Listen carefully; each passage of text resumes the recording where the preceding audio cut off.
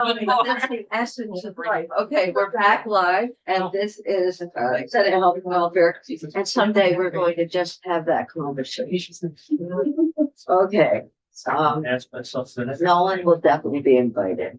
Where? The existential discussion. Nolan The exit definitely life needs to be there. crisis He's at grand large. He's left-handed, so he's already likely The there. question, why am I? So, no one knows. He's not rights too, come on now. So listen, here we are. There is language in the big bill, in the budget, and tell you what page it's on. Well, I think look at it together, or we don't need to look at that necessarily, but the language in the budget is a study. It's on page 160 and 61 of the big bill. And so one of the things that we do during the budget process is to resolve language issues.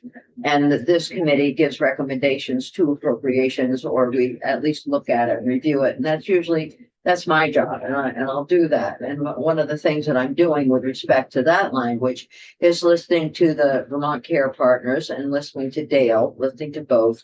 And each one is very interested in having the language go forward as a way of analyzing the relationship that the administration has with our designated agencies. And so the contractual relationships, what's required, what's not required, what the payment process and so on.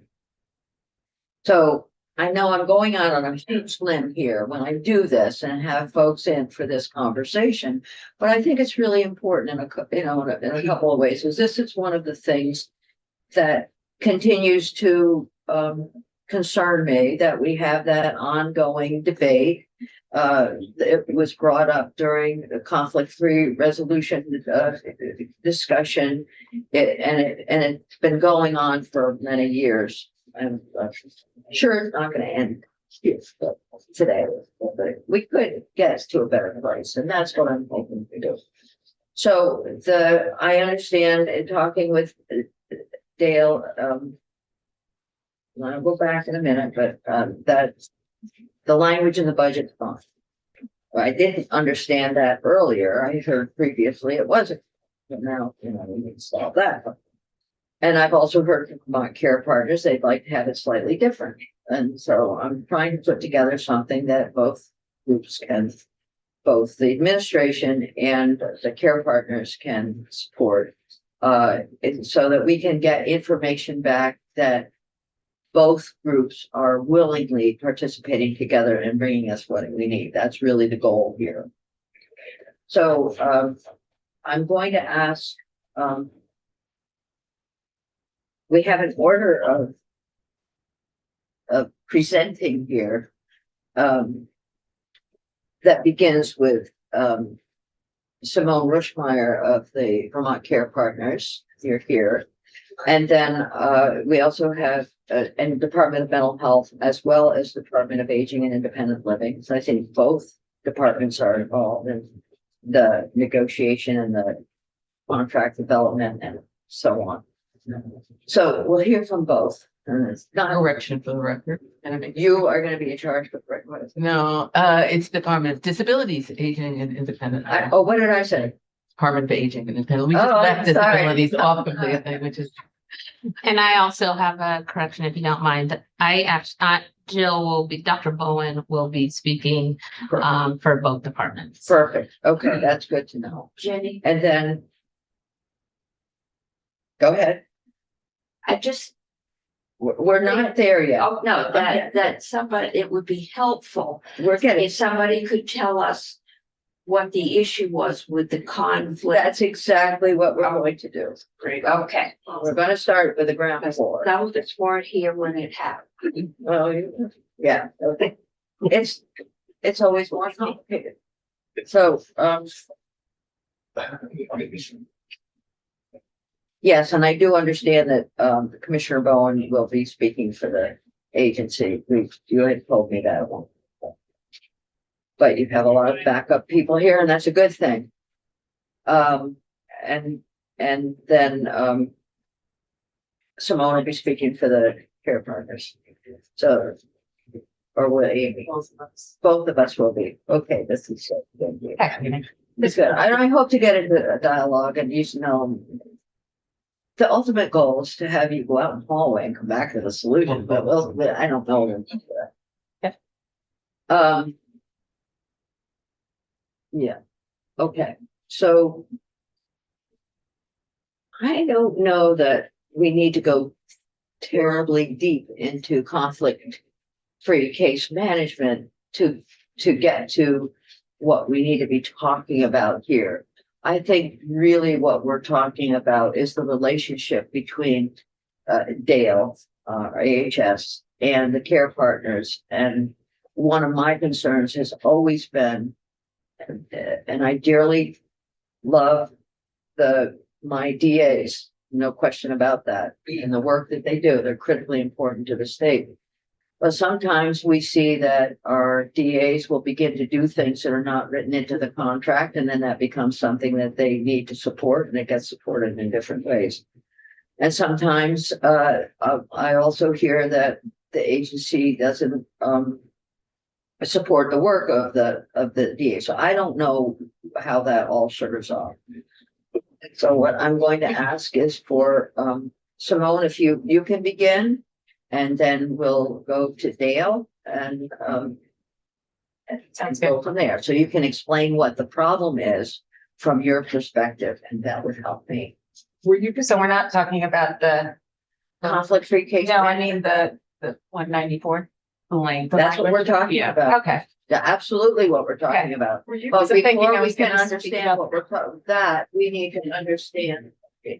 We need to understand what problem we're trying to solve with the language that's in the budget. That's what I'm trying to sort out here. Okay. Madam Chair, for background, I have asked Melissa to post my issue brief on the DS payment form of conflict for case management for background for the folks in the committee who don't know what we're talking about.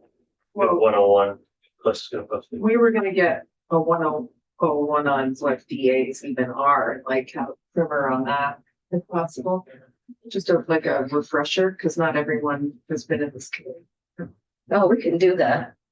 We We need to know what a DA is. Just Can you- journey. Can you very briefly explain what designated agencies do for us in our district? And then, and Commissioner Bowen will do the same. Come on in the door. Wow, chimes, I hear chimes. I know, read that for me. It's so pleasant. It is pleasant. For the record, Amy Johnson, Vermont Care Partners, and Simone Richmeyer, Executive Director of Vermont Care Partners.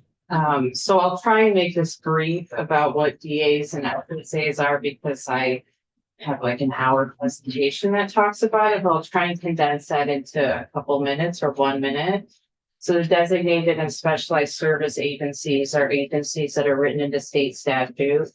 They provide mental health, substance use supports, and supports for individuals with intellectual and developmental disabilities. So the difference between the two, it's fun to do this with the commissioner sitting behind me and my boss. So the designated agencies have specific catchment areas that they work within, and the specialized service agencies do not.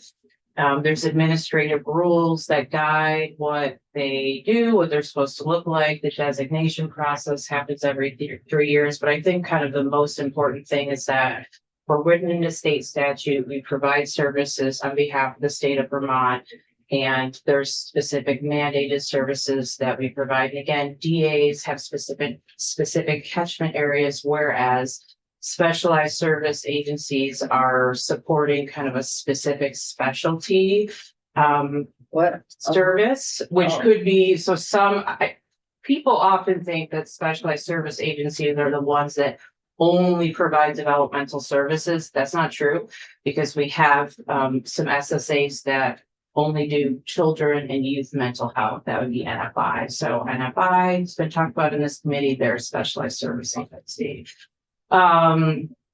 There's probably more that I'm missing. Like that's the high level overview, and I'll boot it to you to fill in all the things that I Yes, yeah, I think that's general. There are also so Vermont Care Partners has 16 of the state's 18 designated specialized service agencies as part of the network. So there's also pathways. And they're peer support housing for serious mental health challenges, and another single service developmental service agency. So just to make that clear. And I think, did you say that SSAs can be statewide? Yeah, Okay. they don't have a specific I think- catchment. Yeah, and the other big piece is that DAs sort of have a no reject policy, if you will, so they need to be able to support people regardless, and SSAs can have more choice in that, so that's a big difference as well. Yeah, and not every DA, so we do have a DA that provides only developmental services to folks with intellectual and developmental disabilities. And then some DAs provide mental health, substance use support and IDD work, where some don't provide substance support. Those are called preferred providers. So some of our DAs are preferred providers, though that network is much larger. That's a whole other topic, and I won't go down that road, but just so that you're aware. And so your 501c3 organizations Yes. and as Private nonprofits. private nonprofit, but you're independent, Yes. but the state contracts with you to do certain level of work on behalf of the state. Exactly. And then you also have other grants and funding sources that allow for you to go and do other things, or it might help you combine some of your resources so that you're doing things for the state and helping out in the community in that way. That's absolutely true. I don't know the latest percentage, but it's about 94% in aggregate Medicaid funded. The agencies are, Yeah. they vary, obviously. Okay. Across. All right. And Howard Center, Washington County Mental Health. Oh, we could put the map up and look Yeah. at all of it. Yeah, Northeast Kingdom Human Services. Yeah, Home health. Here's The home health organizations. our home health organizations. Part of that? No, No. they are not. No, they are not. Yeah. We partner not. with them, but they are not part of Yeah, our network. partner strongly with FQHCs and home health and other organizations, but So you have relationships with other organizations, including hospital. yeah, absolutely. Yeah. And embedded positions in some of those as well. So. There's so much more to I know, say. but No, but this is the overall. really helpful, so that people can now ask the questions about, well, do you do this? And we can, that's helpful. And it spans the continuum of prevention, intervention, crisis, but also the age span. So.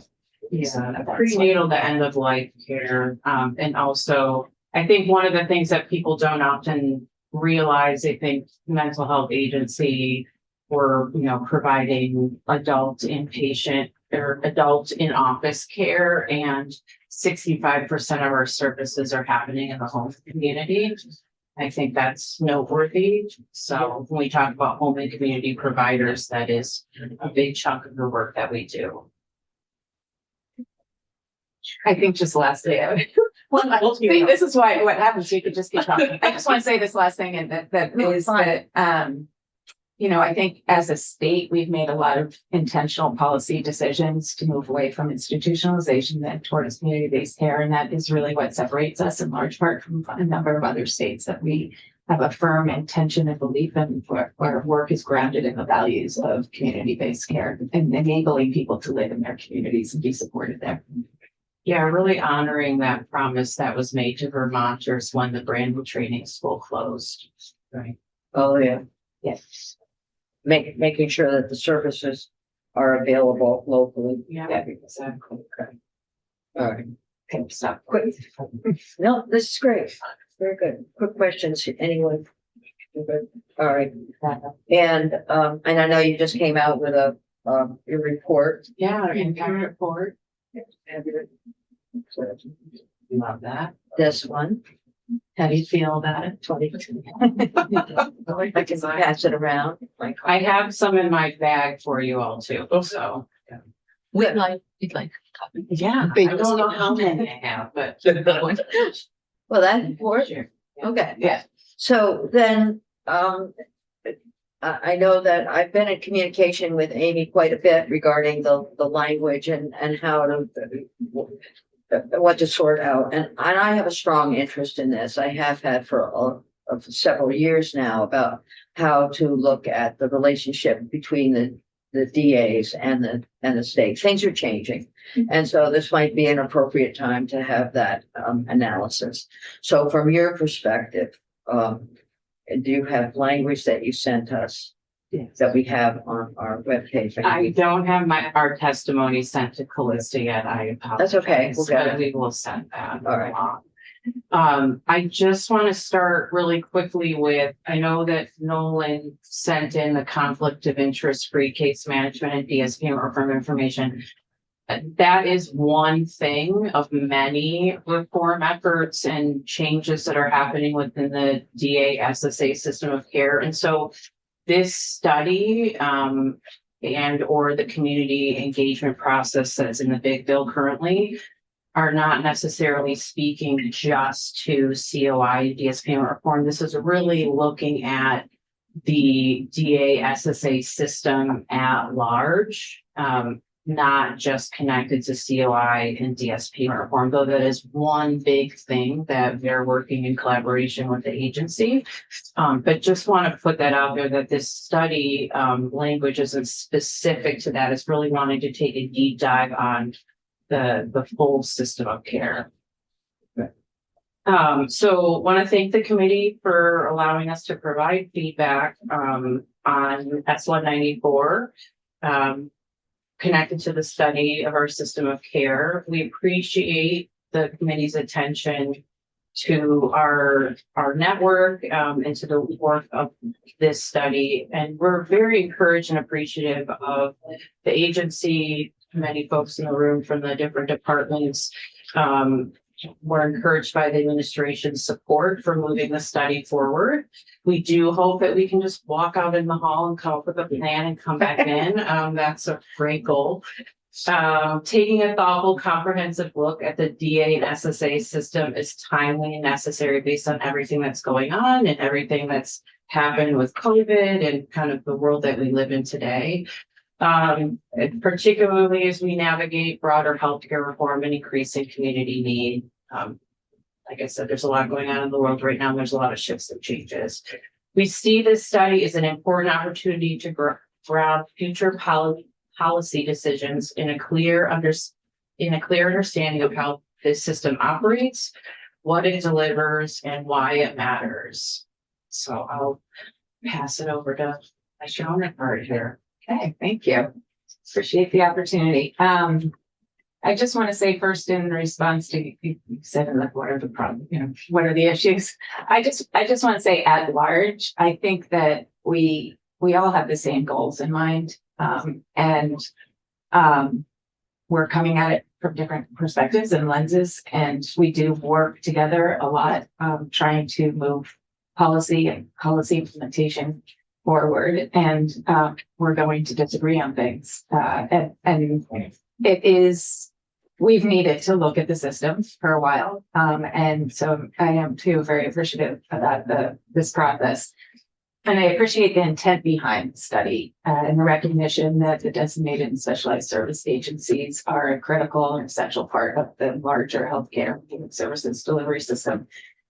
As we were just talking about, it's a system that has evolved over decades to meet the needs of Vermonters. And I think I feel like we've been doing healthcare reform for decades, but we're at a different stage of it now. And as we continue that work and continue to try to meet the shifting and increasing needs of our communities, it is essential to do a deep dive into our system, into the services that agencies provide. As you mentioned, they're funded in different ways and meeting the needs of different communities in different ways, but they looking at the savings they create and the tremendous benefit that they provide to individuals, families, and communities at large is important.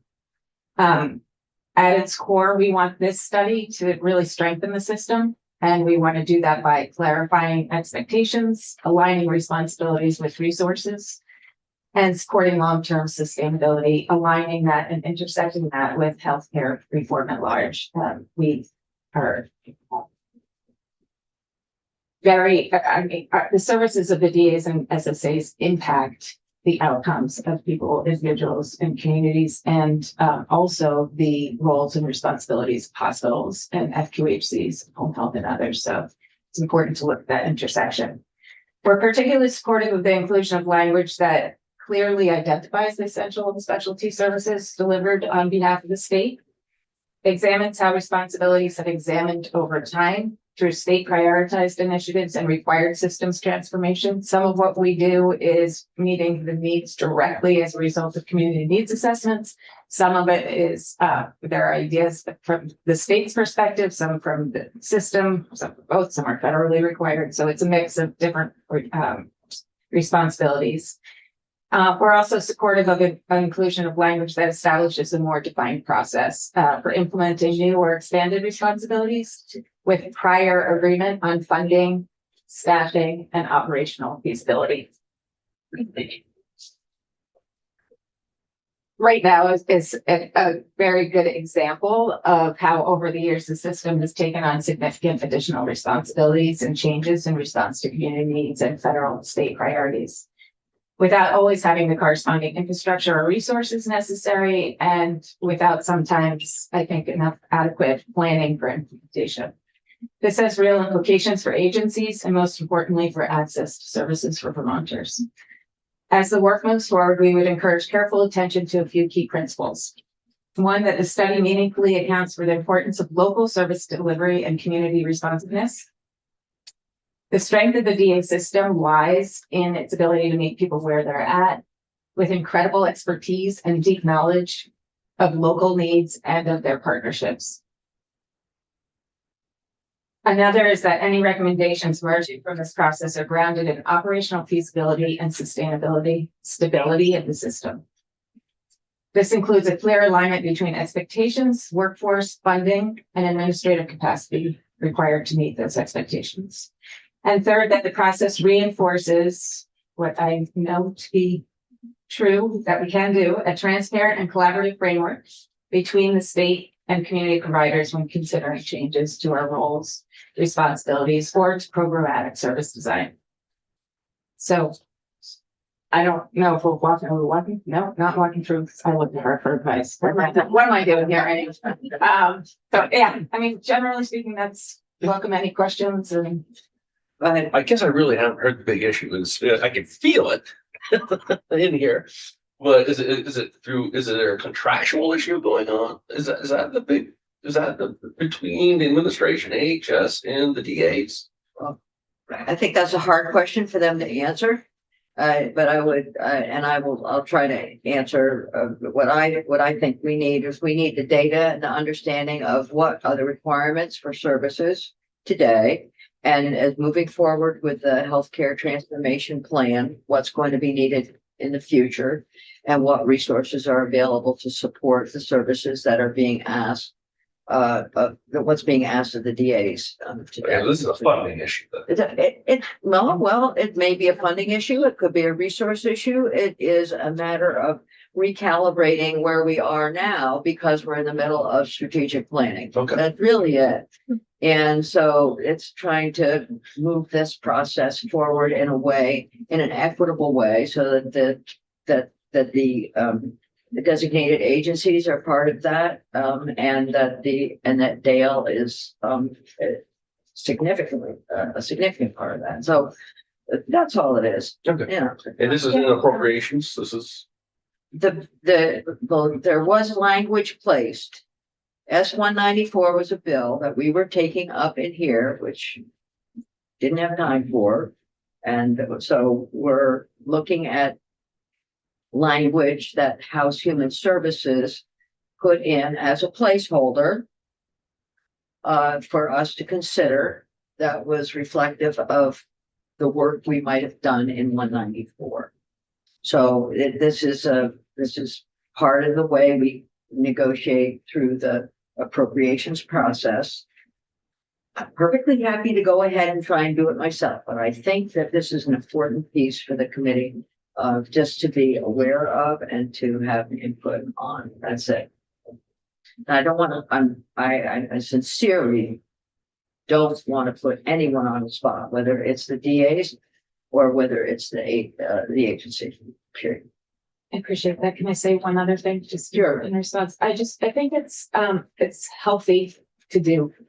You know, Yeah. right, like, as we're looking at our health delivery system and our human services continuum, you know, what's really needed and how do we fund that adequately? And how do we make sure we can support Vermonters? And that needs to be a collaborative process between, not only honestly between providers in the state, but also those receiving services. Yeah. Yeah, no, I mean, and honestly, as the agency is going out and doing the needs assessment and looking for gaps out in the community, coming back, looking at what community services are available, what's needed, and that's all going to have implications for these folks. And we had recommended a stakeholder working group, want to make sure that we're doing this in collaboration, that isn't one entity or another kind of doing something and then bringing forth information, but that we're working on this collaboratively. And that's inclusive of a lot of different departments under AHS, because we are funded in a variety of ways and are supported by Dale, Department of Mental Health, Vermont Department of Health, Department of Children and Families.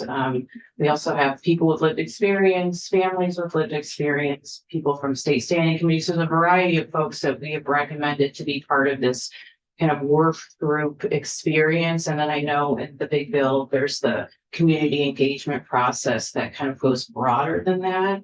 But it is really important that we're working with all stakeholders and the various departments within the agency.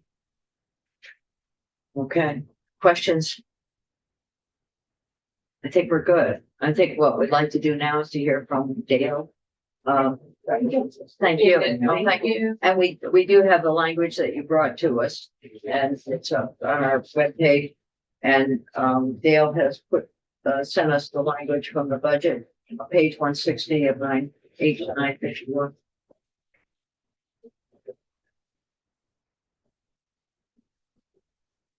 You want to join me up here, or you're happy right there? She's happy right there. Nobody wants to sit at the end of the table. I don't know, there's two of them, you know, we get it. I'm I'm happy to like sit on the floor with you. No, you're gonna pull that chair over. Okay, so I'm Dr. Rowan Bowen, Commissioner for Department of Disability Aging and Independent Living, which we really should say D-Dale, because everybody gets that wrong. It's Dale, so much easier. I know, right? I'm gonna say it right. And I am. Where did she just go? Right No, behind she's got my back. Okay. That's fine. Really. So I really appreciate Simone and Amy's testimony. I want to say that we really appreciate the designated agency system. The providers are amazing. They do very, very difficult work and serve a large population. There's nearly 3,500 people that we serve in the disability community.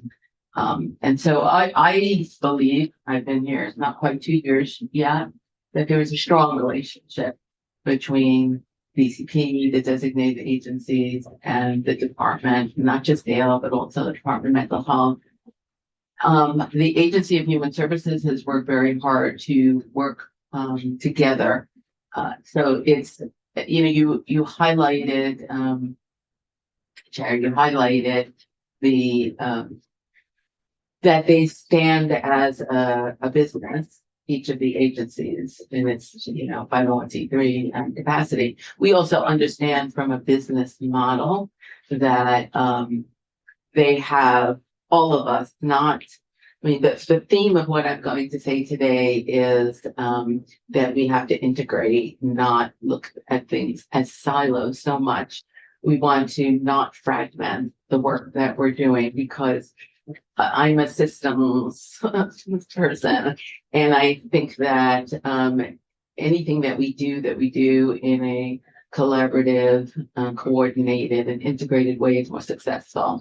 So if we're going to go forward, we need to do it in that vein. That will lead us to just a little bit, perhaps difference in the language and how we are approaching this in terms of study, deep dive, what I call transformation, and what many call transformation in the midst of the changes that are happening with healthcare reform and also specifically for the designated agencies. I will add that the designation rules, we have links for you. There's a lot that's clear in the current state about what the expectations, rules, responsibilities are, what the role of the commissioners are. I also just want to be clear that in the designated agency system, there are three service lines. One being the developmental disability service line, and that has its own designation that is essentially my responsibility. And then it's the mental health service line, and that is Commissioner Hawes' responsibility. And those are separate designations. The rules are very similar, but they are separate designation lines. And then there's a non-designated service line, which is the substance use line, getting into some things like preferred providers, et cetera. Okay, so just to give it more clarity, but there's also a lot of information available in the state system of care plan. We have a link for you on that, and in some of the work that was done to clarify the roles and the changing roles with some of the activities that have been happening under conflict-free case management. So that's my piece of it. I want to say again, in terms of the relationship, really have appreciated the Vermont Care Partners. We attend their board meetings. We have very, very regular meetings with them. Our person back here, Jennifer Harabedian, is the developmental disability division lead, and she's actively engaged very frequently. Maybe she's waiting. And she's also, for the record, I love all the relationships in this room. it's Vermont. It is. I think in some ways, I agree that we have the same goals.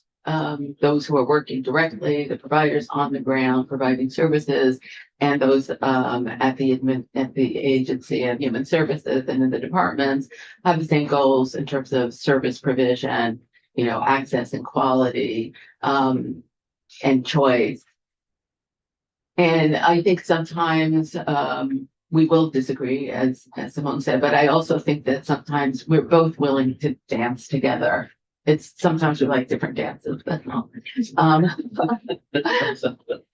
So I think that any of the tension and all, it's just a natural tension. It doesn't really it doesn't really impact the core of our sort of relationship and in it together sort of approach. I do want to say with regard to the language, so what we liked about the language that was in the House is that it's integrated with healthcare reform. And we want to be careful that we don't pull something out of the umbrella of healthcare reform. It was embedded in legislation last year. Again, I know that Senator Lyons had a big role in ensuring that was in there. But the idea in healthcare reform of having the community providers as part of the system change is absolutely essential. It's not just the hospitals that will be able to reform the system. It has to be the whole continuum. The designated specialized services agencies will pop out, called specifically in there with appropriations, et cetera. And so the study that we're talking about needs to fall under that umbrella, needs to be part of that system. The notion of having engagement and having all the different stakeholders that Amy and Simone referred to is part of the overall plan. I think we're looking at current state, making sure we understand it. That's where some of the links will come in to clarify. answers to some of those questions, roles, responsibilities.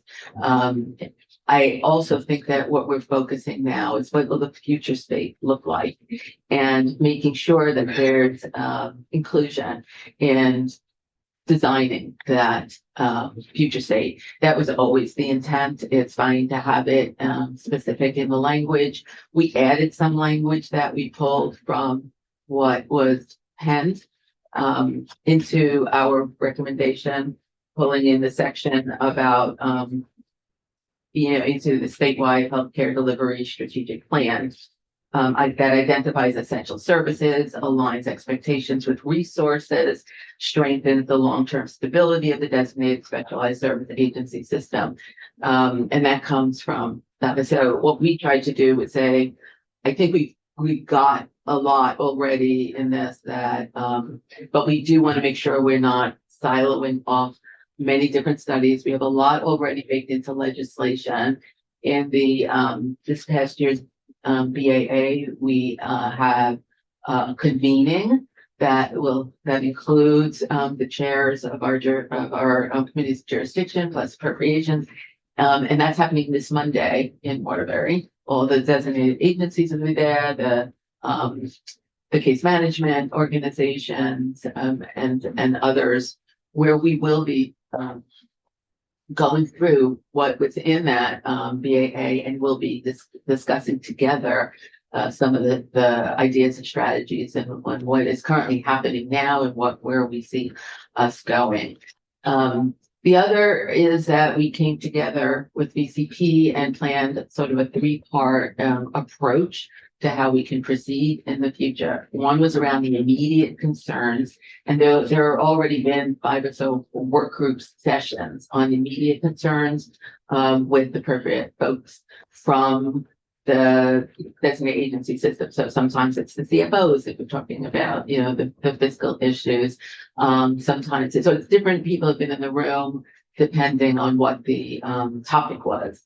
And so there have been 5 of them. They've been on liability issues, budget calculators, some of the other high concern issues, solution focused.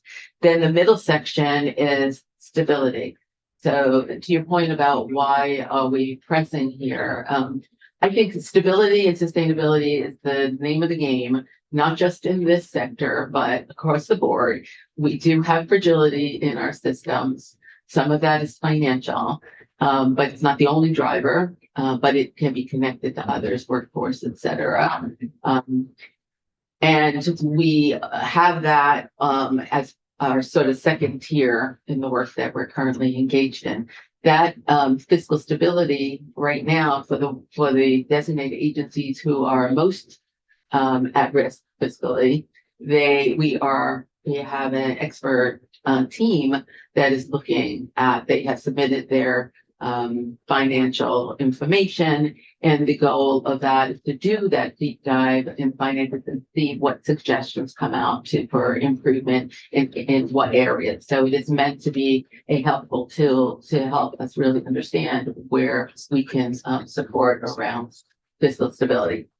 And then the third part is sustainability, and that's also baked into BAA for the designated agencies to each provide a sustainability plan next year. So it would be something we would be working on now. So I want to make sure that with the healthcare reform legislation, the BAA legislation, and other places where this is embedded in healthcare reform, that we honor that and make sure that we are staying within that umbrella. So that's when we talk about integration. So not another study that's over here by itself, because again, that won't be as successful unless it's integrated. But in terms of specificity and who would be engaged and all that, that certainly can happen under that umbrella. So open for questions, or I want to just ask if any of this team has something further they want to say. Okay, so the cloud is clearing. So the language in the budget for me is very much about the transformation work that's going on now. and for the future. Right, well, Yeah, okay. Work you're doing. now Yeah. For the future, our action plan, Mhm. strategic action plan, Act Right. 68. Act 51, Act 167. Your baby, Goes so, down. right. They're like one little babies out of this committee, and others, so. And what I'm hearing from the DAs is, yes, that's all well and good, but we want to know where we stand with respect to the agency, to the department, to the sort of the relationship that's there. So I don't see that there's a reason why we can't do both somehow in here. And because the process that you've described, or that's here in the budget, is a process that is more of a community engagement process, bringing everyone together and talking about what do we need and how we go forward. And I think what I'm hearing from the designated agencies is we want to know our place in this world and how we're going forward. And I think both of those perspectives are legitimate.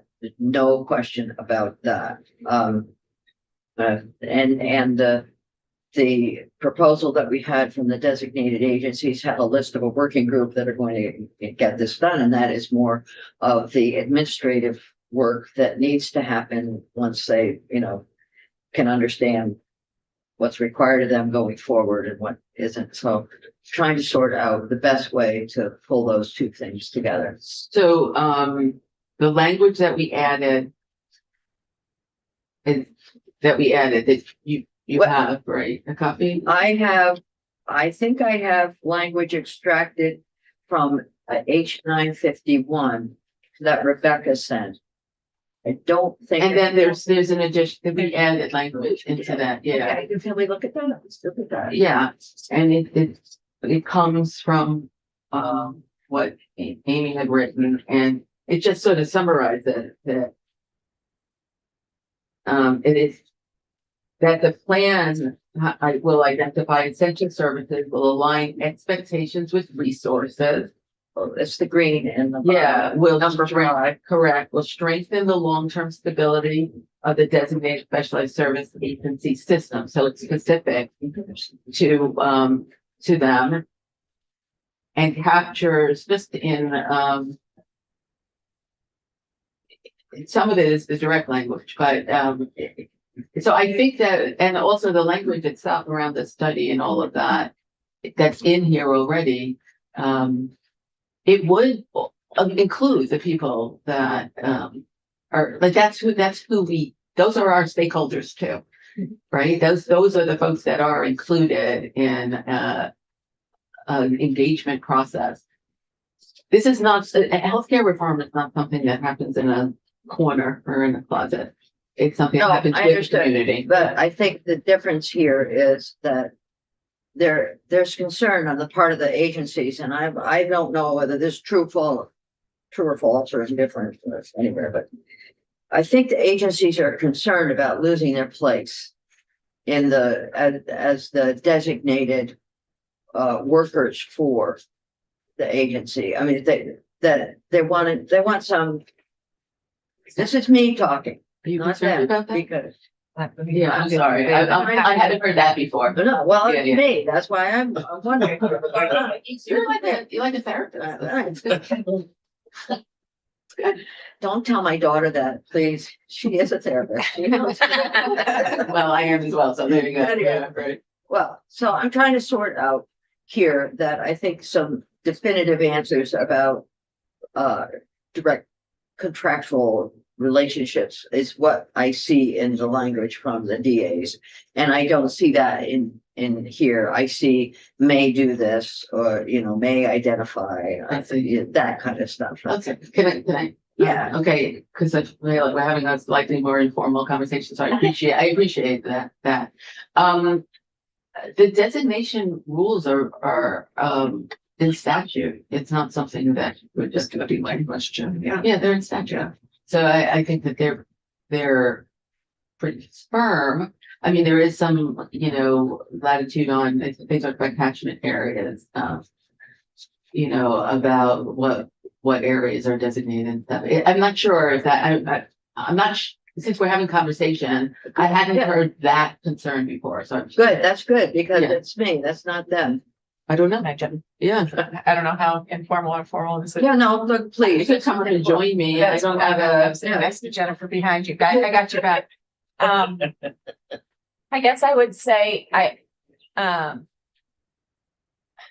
I think the work in the BAA and the work on the healthcare strategic planning and this can all fit together. This study, I see anyway, this study less about the deep dive that's going on around sustainability and stability that's in the BAA language, and more around we started some work quite a while ago around identifying essential services and how they're resourced and what the needs of the communities are.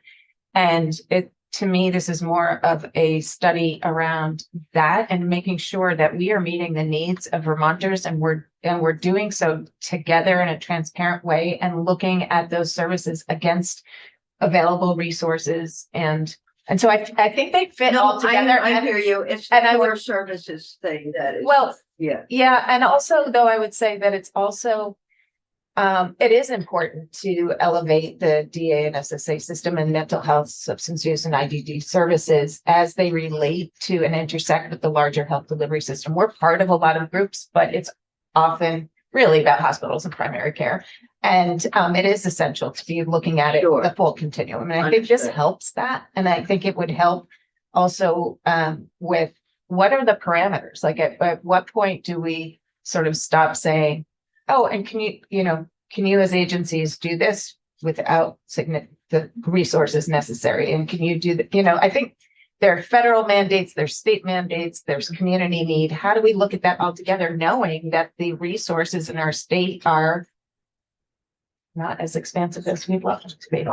and I'm thinking as you're talking and thinking about the strategic planning process that's going on, that there's a sequence of steps in that. Mhm. And the sequence is identify the needs out there and then say, how are we gonna meet those needs? And that's where your comments come into play. Yeah, how do we meet those needs and how do we establish processes moving forward that allow us to really make sure that before we start implementing something, we have the right We wanna be- structures? Yeah, and- everyone needs to be on the page. Yeah. So let me say, that's why we added the align expectations with resources, that we added that to the language. Well, but expectations are one thing. I'm thinking that once you have the way that the action plan is put in place is that there's transformation discussion going on, and the independent organizations, the hospitals and others, are making decisions about what they can support and what they can't support. And then there's also that negotiated piece about how much is available in terms of resources. And that's where the discussion needs to be very firm. So you can't say, well, we need more resources, or on the other side, we're just taking away the resources. So it has to be some Well, dialogue. that's what we meant by aligning expectations with resources. Yeah, I get it. We can say that more clearly. We need to. I think that, first of all, identifying the needs of the community is a current state thing. It's not just the future state thing, it's a current state thing. Yeah, it We is. do community Forever. assessments. Right, and forever. Right. And so it's clear that the needs of the community is a driver, fiscal reality is a driver, workforce is a driver. We're, I think, all on the same page with that. That's where we always begin. We always begin there. And then we would need to get to a place where we are meeting together with all of the people and making sure we have everybody's input.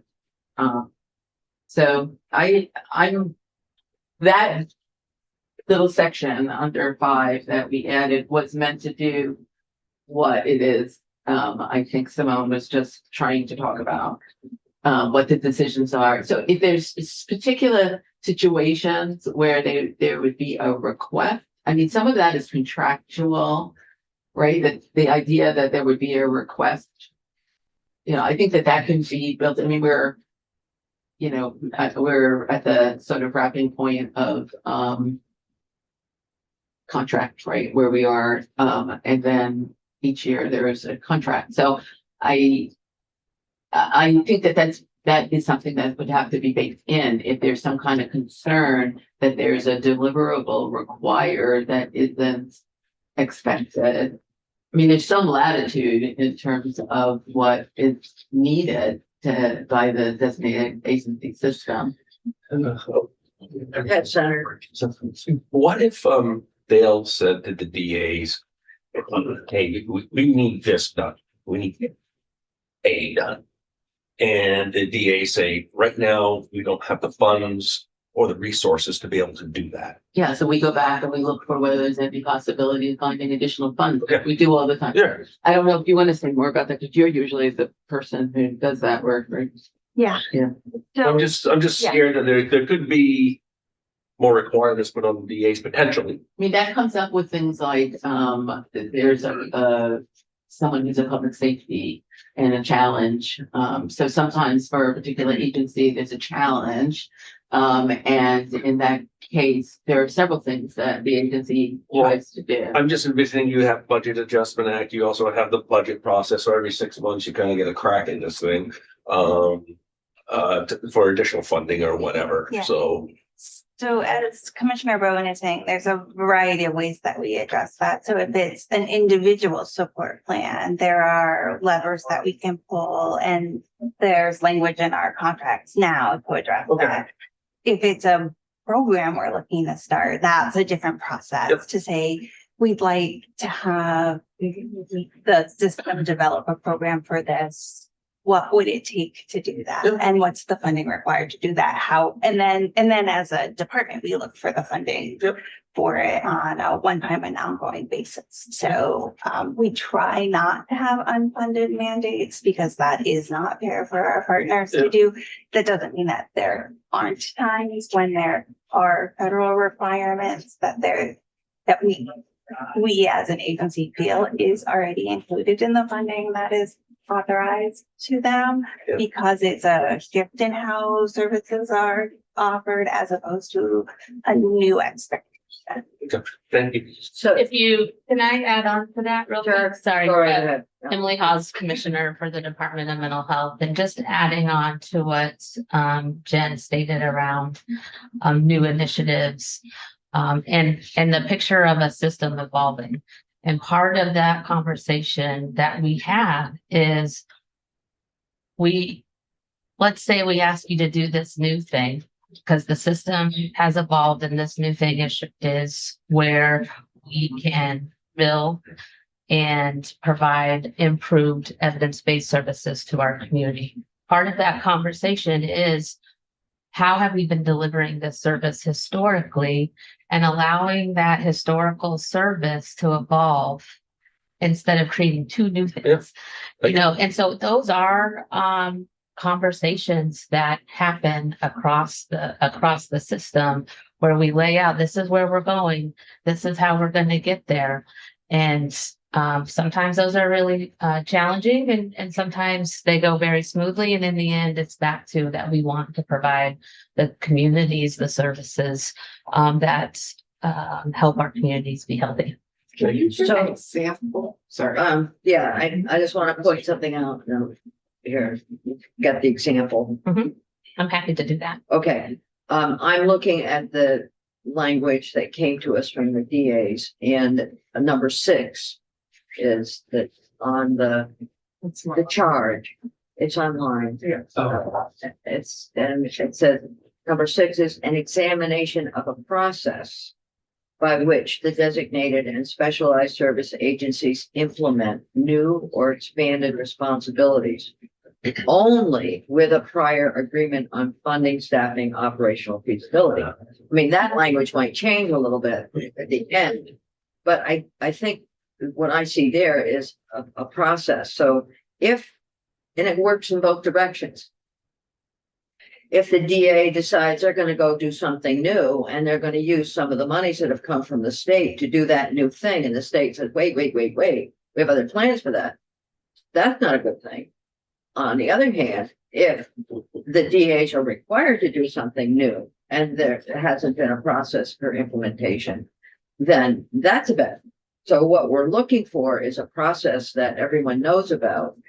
That's what I think we're talking about here, is having some predictability within those changes that are happening. And we're going to see some changes, you know, obviously with all the work that you're doing on transformation. So I'm trying to sort out how best to integrate some of these I call it a request bits in this proposal with what you're talking about. But I think you're both trying to look at the same thing. And we all have the same goal. We know that. We're trying to help people in our communities. Yeah, and I, Go ahead. yeah, I guess I would just add that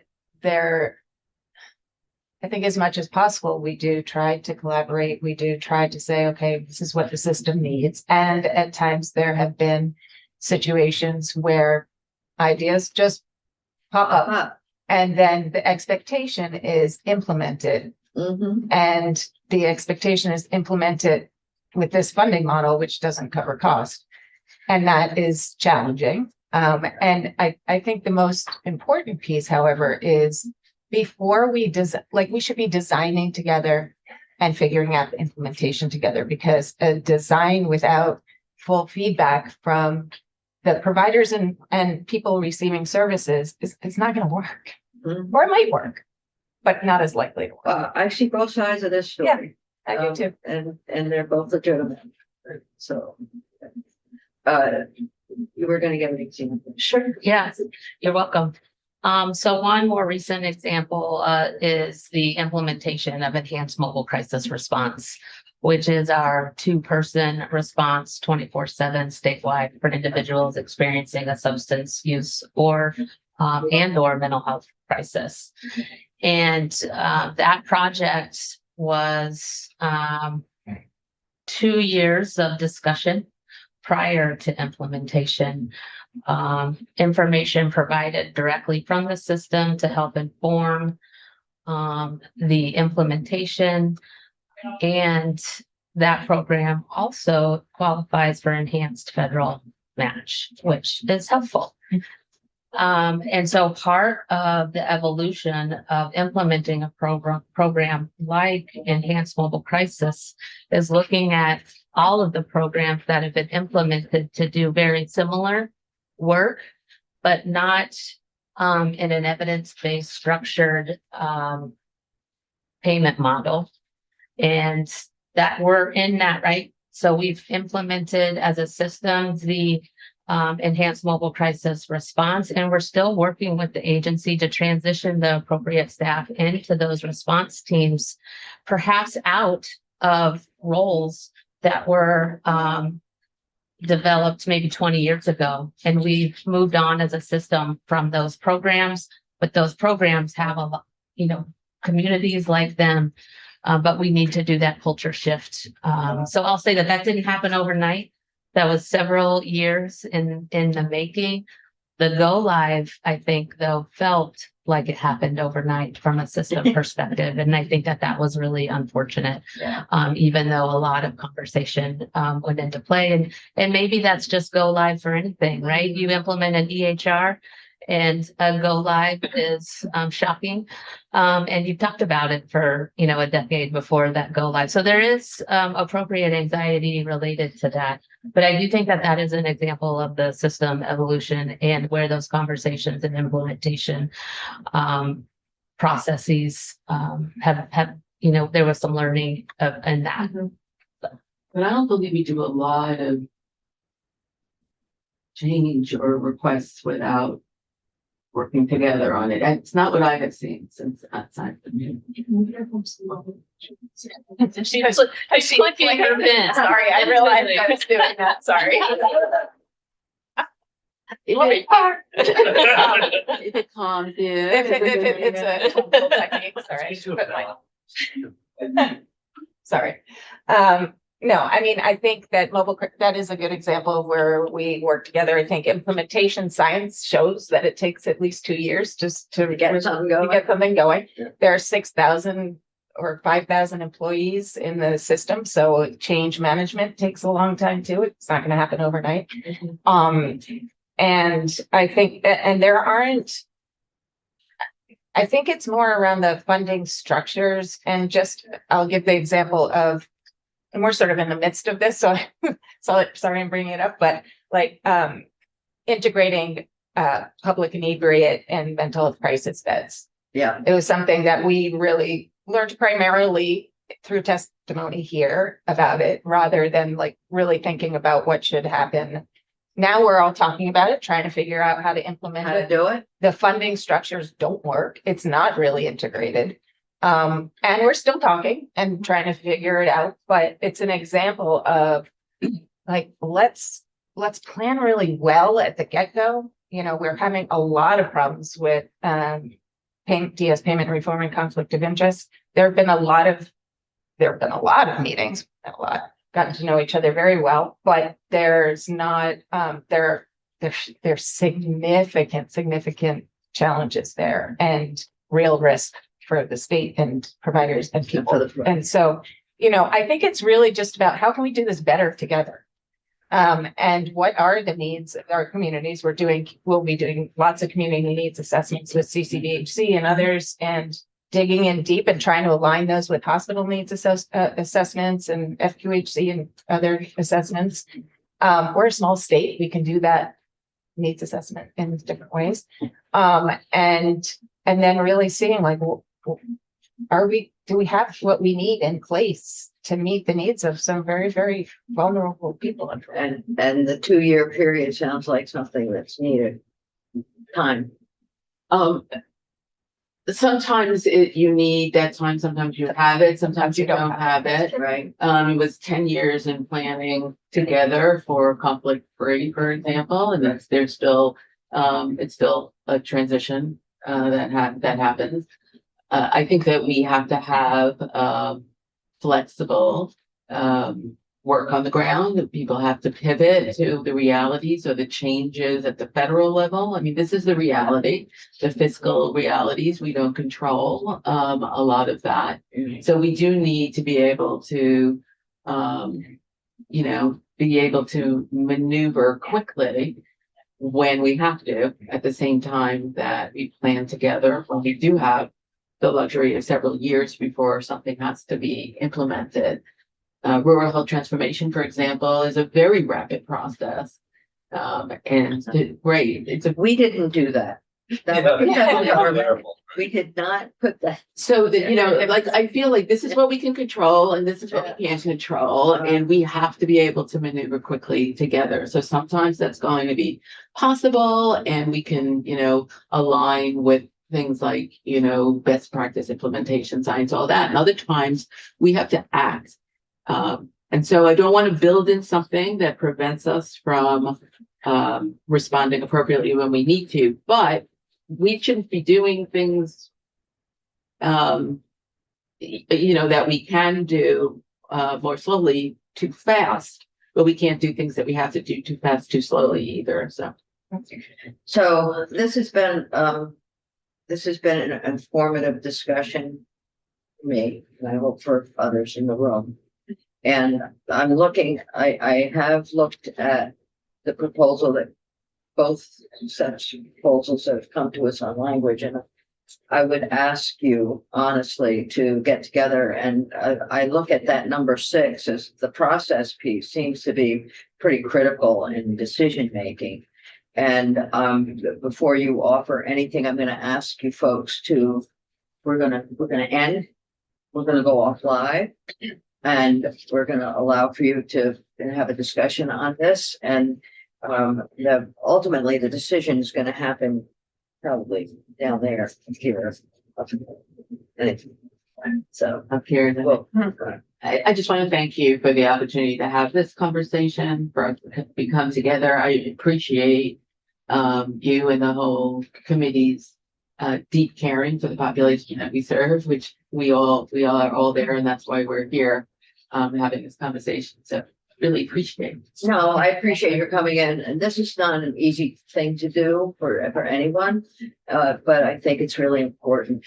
Important for And what I also heard in all of this is how sometimes the legislature can cause problems. And we want to solve them, not cause them. And so, you know, I'm asking you to get back to us with some kind of agreed upon something or closely agreed upon something that we can take to our colleagues. Be helpful.